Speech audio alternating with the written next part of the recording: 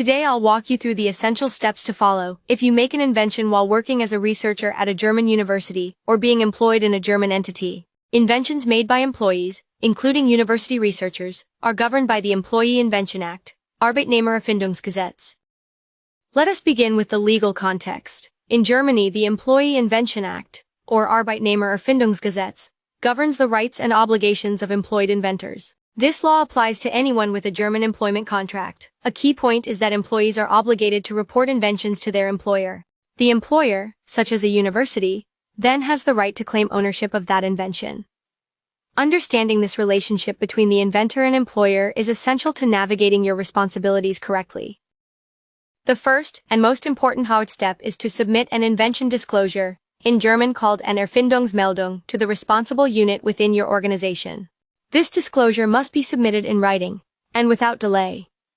Meaning as soon as possible after the invention is made, and this is crucial. You must do this before any publication or public presentation of your invention. So, don't disclose or publish your invention until a decision has been made about patent filing.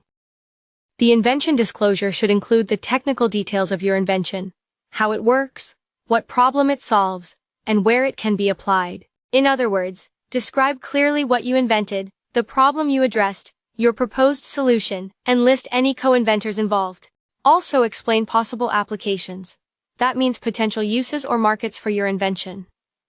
This documentation is crucial, not only for legal protection, but also for future commercialization. Once the invention disclosure has been submitted, the employer has 4 months to decide what to do. In principle, there are 2 options. First, the employer can claim the invention, taking ownership and managing the patenting process. Or second, the employer can waive their rights, which means you as the inventor, or your group of inventors, may pursue patent protection on your own, including filing your own patents. This decision, whether to claim or to waive, must always be communicated formally to the inventor or inventors.